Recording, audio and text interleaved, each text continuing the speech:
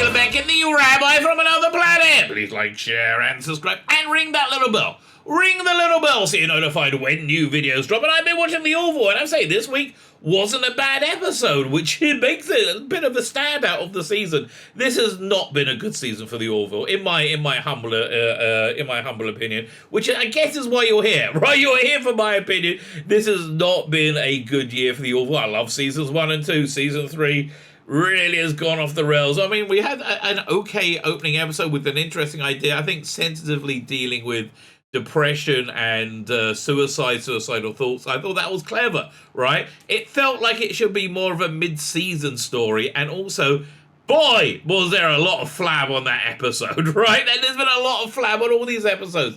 They've just gone on for way too long, but especially that first one. Episodes 2 and 3 were okay. Well, episode 2 really wasn't. That was the one with the Orville version of the Borg, right? And they were unimpressive. They kind of remind me of the Babylon 5 version of the Borg from that first season. What was I can't remember. The Infection, I think the episode was called. They were a bit naff, right? They were a bit naff. So were the big spider people. They were a bit naff. And then you had a Twilight Zone-y episode introducing the Orville version of Q. Okay, fine, which was played by a woman who they then very much desexualized, because, oh no, that'll be weird. And that's really the problem we're in. We are in a very, very divided time, divisive and divided times. And I think society is divided essentially in half. And I don't think Seth MacFarlane lives in a half where I live, right? Now, I don't want to impose my views on anyone, but I have my views. Look, I'm a Bible-thumping creationist, right? I believe the Bible's a real thing. I think God's real. I think he wrote the Bible and dictating it to Moses, right? I literally believe that. I understand that's weird. But the bottom line is, I believe the lifestyle guidance that's set up in the Old Testament, right? The basic idea of how to live your life is there to make your life better, is there to make your life happier, right? And how do you have the best sex? And this will blow your mind, right? How do you have the absolute best sex? By staying monogamous, right? By being a virgin when you get married, and then you only sleep with your spouse, right? And your sex will be much better for that. And it's weird, but it's true, right? Yeah. How are you happy? Be monogamous, right? And have children. The basic, boring stuff in life. So we have a divide in society, and one side is basically okay with Judeo-Christian values, and one side absolutely hates them. And I think that's what we've seen over and over again from this season of the Orville. And you can always tell that when somebody's become a bit of a fundamentalist, in this case, is an anti-God fundamentalist, because they lose all sense of humor, as the Orville has done, right? Kind of tragically, I like the humor in it, and it kind of has just ebbed away. So we had the cruel episode where they broke up their pact that they started, was it 2 episodes earlier? Which is, I really like that, right? I love that scene at the end of season 2 when you saw the krill ships coming in, and you zoomed in, and there was Gordon in one of the ships. I like that. I like the characters. I like what they were doing, even though they didn't have the same worldview as me. I think I still felt that their basic understanding of what life and happiness is was the same as mine. I don't think that now, right? I don't think that now, because this modern iteration of the left has taken some very bizarre stances, like the idea that it's immoral to prohibit children from castrating themselves, like, or having, like, it's very strange. It's a very strange position this modern iteration of the left has taken, right? And I don't think, therefore, the benefit of society, but Seth MacFarlane does, right? And so we had the cruel episode, as I said, which I think is Seth MacFarlane's view on what the politics he doesn't share is. He just thinks it's evil. And it's such a stupid way of looking at the world to say that anybody who doesn't share my politics is evil. They don't have it. They're not. Oh, for God's sake. And they're getting more and more unhinged and out of control the more that, the Biden side of the world screws things up and burns things down, right? My opinion on, I ask myself, because I said, I believe in God, right? I think God's real, right? So I always ask myself, why is God doing that, right? Why does God do stuff? And again, not proselytizing to you. I'm just telling you why I don't like this season of the Orville, right? And yeah, I think we're looking at a world without God, right? If we get in a world without God, then we get a pretty miserable world where everything's falling apart. That's what I think is going on. I'm not trying to convince you. I'm just trying to explain to you, as I said, why I don't like this season of the Orville, because it's taking a point of view which I think is fundamentally damaging to the world and damaging to people. So anyway, we had the Crew episode, which basically taught you to hate anybody who doesn't share your reasonably insane politics. Then we had the Mucklin episode, which was the trans allegory, wasn't about detransitioning. It was about it's cruel to stop children having life-changing surgery that will sterilize them, right? It's bizarre, and that really left a bad taste in my mouth, and it really made me dislike the characters. Like, I don't like Kelly anymore. I think she's a horrible, terrible person. I don't really like Ed Mercer anymore. Seth MacFarlane's character. Because we had the episode where Gordon last week achieved happiness. Like genuine happiness by having like a point to his life, by marrying and having children. The basic idea of what life is for, right? And then they had it taken away from him, and now he's back to being a loser schmuck. So now we're back to this episode, and it's not as painfully, screamingly woke as the rest of the season has been. Now, woke is something I have to define every time I say it, because people go, what's that mean? It's just a word without definition. I'll define it for you then. Woke is the uncomfortable platforming of an ideology in an existing successful franchise. And the ideology is always a mixture of things that everybody agrees with. Black people are people too. Women are people too. You shouldn't get, gay people are people too, right? Things that everybody agrees with, and things that much less far fewer people agree with. Like, men can have babies and periods, and women can have penises, right? And if you say, well, I'm not sure about the men having babies thing, they go, oh, you hate black people. Like, no, not really. No, I don't think so. Anyway, so that's really what I feel this season's been like. But this episode was kind of a return to form. Strangely enough, for me, it was a bit of a return to form. And that was funny. I liked the gags in it. It had interesting ideas in it. It was a bit predictable. I mean, I could tell I could tell when everything was great for Isaac and Claire, that was going to last about 3 minutes, as we're about to see, right? I mean, it was just too good, right? But yeah, it had interesting ideas in it. But I don't know, look, for me, I'm just looking forward to the season being over, and I hope it's not renewed for a full season. It's really tainted it for me. I just don't like these characters anymore, which is a real shame, right? Because the Orville was one of the few places you could go to in genre entertainment and escape the culture war. Now it's like slap bang center back into it. What a shame! What a shame! What a pity! Having said that, this episode's not bad, so there you go. Like, share, subscribe, all those things are good. Sign up my Substack, sign up my paid Substack, all those things are good. Should have got to that about 5 minutes ago, but you know me, I like to waffle. Now, speaking of waffling, let me head over to myself from last night, where I go over this episode, and honestly, I couldn't remember a lot of the details of it because I was going to go over it on Thursday last week, but I didn't get to it, and then I didn't do a show on Sunday because it was I was going to say religious holiday, but it was a religious mourning day. So anyway, it was about a week later, and I just couldn't remember, which is, a sign that it wasn't the greatest episode ever. But again, wasn't as obnoxiously bad as most of the rest of the season has been.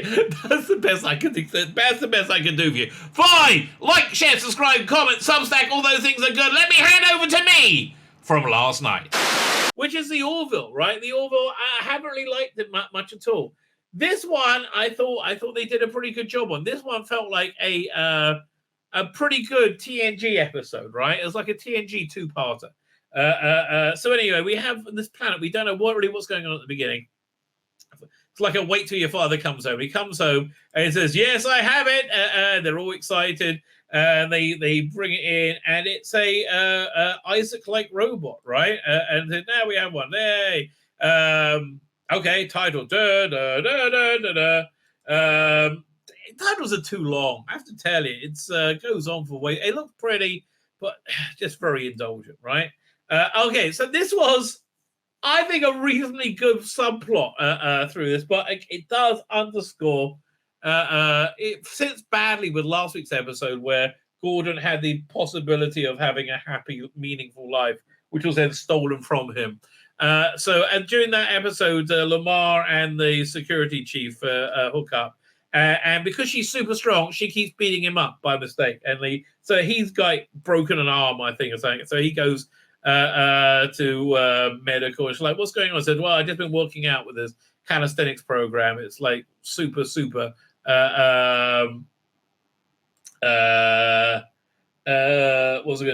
super strenuous, right? So she goes, and meanwhile that evening Claire goes to dinner with Isaac, and he's wearing his hollow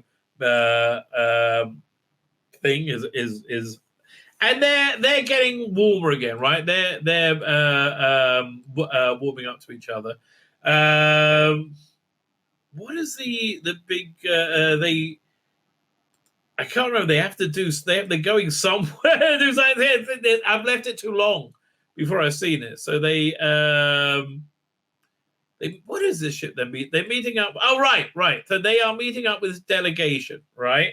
Of this species who hate men, right? It's a very matriarchal society, and they got to pretend that the men are subservient, right? So the shuttle comes over, lands, and out come they're basically Klingon women, and she's pretending to be the captain and the first officer, and they say, "Greetings, we are females," in a unsubtle analogy. I mean, like, this is not how they think women are treated, are they? Maybe it is. I don't think it could be. Maybe it is. The Orville has lost its roots. That's very true. I do agree with you, Logan 5. There is no sanctuary, Logan 5. There is no sanctuary. A fly coming from the right. Yeah, it was. It was a mosquito. So then the men come in. They bring the Malloy and father. It's actually, the humor's quite good, right? This one, it's getting, I like the balance of humor and serious stuff in the original Orville, right? I thought it was first couple of seasons. So I kind of like this, right?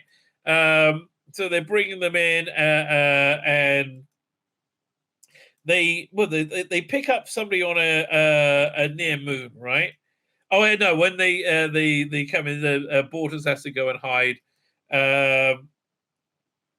Along with everybody else. Meanwhile, back in this weird planet, right? What's going on? The robot is starting to question, right? Say, well, why do we do it that way, and whatever. So meanwhile, they're going down to check some. They get some readings. They going down to check. And they land there, and there's like one life sign, right? And so they go down this elevator. They come out, and there's a Kalon there, and it looks like the same Kalon says, "Don't worry, I am completely safe. I'm a Kalon with a conscience." And this cat-looking alien scientist was able to input, because she's a super neuro robot scientist thing. She was able to put a conscience into this Kalon, and now he deeply regrets his act, right? And he's able to have emotions, right? He's able to he's able to emote, and of course she hates Kalons. Oh, Kalon's bad. And I said, I just want to say how sorry I am for the whole annihilation thing. Anyway, back at the ship. They're going over the modifications, and all the men have to leave because these aliens are coming. This alien delegation is coming. There we go. A second. And I quite like this alien. This big microscopic alien made huge alien. And the girls are like, "Oh, let me rub your face in it." I don't understand why I think this is a good idea, right? I don't like. How would you like? And Norm Macdonald is being solid with this. I'm so sorry, Norm. And they're like, "Impressive. We'll tell you the specs." Blah blah blah. Lamar's giving him a like a cheat sheet. Meanwhile, he's like, he meets up with her and says, "Listen, we got to break up. Like, I keep hurting you. No, look, I actually really genuinely like you, right? We actually have a chance for this." So they say, "No, okay, we'll keep together." Meanwhile, they're watching the ball of lights, right? And he gives them the thing, and they tell him to do something. He says, "But if we do it, I want to do it the other way. That's better." And they're like, "No, go and do it the way I'm telling you." And then we'll go and go and shut down. So he does that. And I don't think this is the same Kalon, right? Maybe it is. Could be it is. And so he's going over his modification and said, "Look, I can actually do." Finally, they meet, right? They took too long to meet, right? And saying, "I can give you a soul. I can give you emotions, right? If you want." I said, "Oh, fascinating." Blah blah blah. And he's like, they just said, "It's the most amazing thing ever. I want you to understand how wonderful it is to be able to have emotions." And so they say, "Well, should we do it?" And it's like, yeah, I guess. So they want to take him to a science station, I think, to go and study it further. But yeah, but he can have. Was it Isaac can have emotions? He basically get a data emotion chip. Meanwhile, they're in bed again, and he's broken his leg this time. Right? He keeps like hurting him. Isaac helps him to sick bay, and Claire's like, "What the hell is going on? There's something weird happening. There's something very strange going on." It keeps going backwards. There you go. Doink. There you go. And it's like, we need to talk about this. So she talks to, he tells, Isaac tells, what's the name? The doctor, that, yeah, I can get emotions now, but I'm not going to. I don't see any benefit. And she's like, "What? I don't understand." That's the answer to every. She's speechless. Like, she doesn't know what to say. Right. And her solution about it, I really don't like at all, right? That really does annoy me. But we'll talk about that when we get to it. Meanwhile, on this planet, they have lots of reports about these robots like acting up. So now you finally work out this is like the origin of the Kalon, right? She's like, "We got to recall." So we can't recall. We're just going to add this in, right? And it's like a pane shut-off disk switch, and that should deal with it. So they're trying to break them to the idea that men are people too, right? And so they invited the men to sit and be quiet with them as they have their meal. Because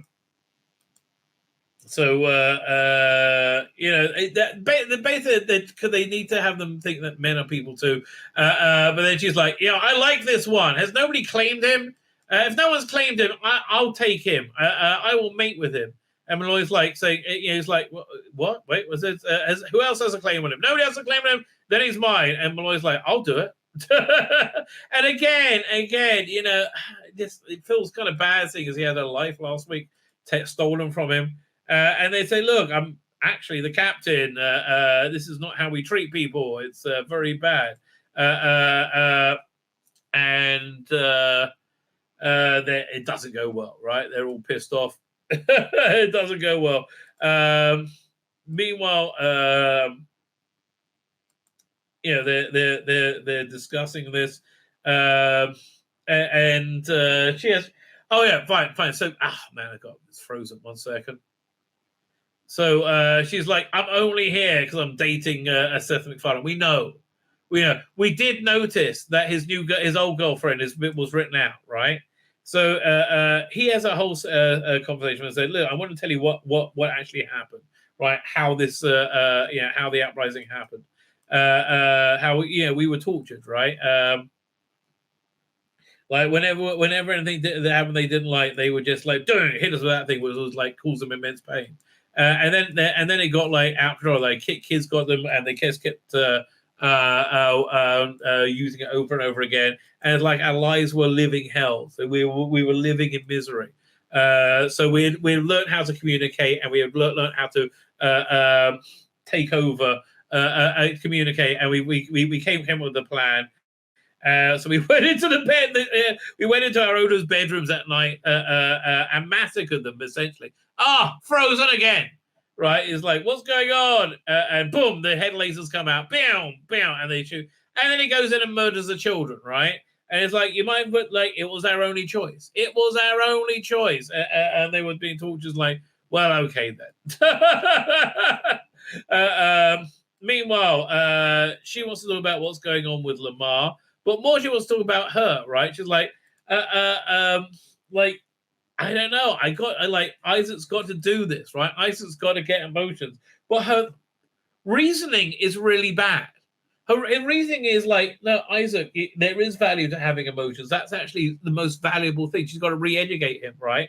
Why the characters of Israel have silly voices? The British like silly voices. We like silly walks too. What was I going to say? So yeah, he's saying he should make the case in that how vital emotions are. But the case is, you should want to do it for me. I'm like, you should never get involved with somebody who you want to change, right? You should never do it, and you should never. This is a female wish fulfillment thing, and it's not healthy. You should never get involved with somebody who you want to change, and that you don't love them the way they are, right? But he said, no, you should have to want to change for me, and it's like, yeah, absolutely, because I'm a white woman, right? White woman, me. He's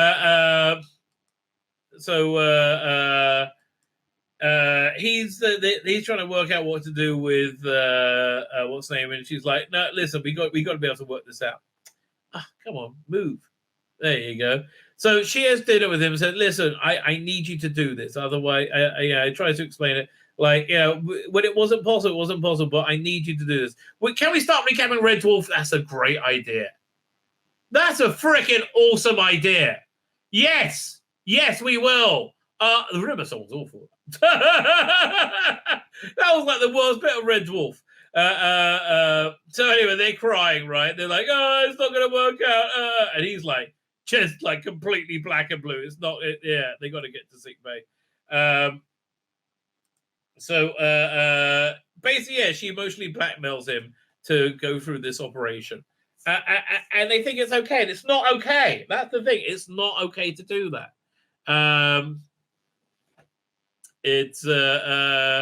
But there was a good reason to change, right? There was a good reason to do this. When he said, I've been emotionally blackmailed here, so okay, so I'm gonna now be now go and do this. Now he's very happy that he does it, and it's frozen again, man. They talk about the delegation, and basically, I think because they're honest with them, they recommend continuing having talks, right? Because they, I can't remember why, it's some bullshit. It's not really the point of the episode. So then, after he's done the operation, he says, "Please join me." He gives him this gorgeous dress, and she goes to the holosuite. And she said, "I've had it done, and it's the most wonderful thing ever. I love you so much. Oh, so much love. And I'm like, this is going to go badly. Love, I'm the most perfect person. And they dance and they sing, and it's the most wonderful thing ever. And in the middle of it, doink, it stops working. It's turned off, right? It's like the emotion chip stopped working. So they go and go back to check it out, and it's because he's not the original version Kalon. He's an upgraded version, so they got a thing in it that they would have to downgrade to that. But if they do that, he's going to lose all his memories, right? If he does that, but he can have the emotion implant. He said, so she says, no, don't do it, right? I said, but you said it's important, right? I don't understand. You said it's important. Said, yes, I did, but it's not important enough to destroy yourself over, right? Then again, look, I find, I mean, other than that reasoning, I just find this a reasonably entertaining episode of TV that isn't smug mode. So then they have a bit of epiphany at the end and said, okay, I understand, you guys aren't so bad. we can all change and be friends. Yay! And he said, do you want to help me calibrate? I said, yes, we'll help me calibrate, even though I didn't need to. Da, da, da, da, da, da. My name's Tzvi Lebetkin, the Rabbi from another planet. Please like, share, and subscribe, and ring that little bell. Ring the little bell so you're notified when new videos drop.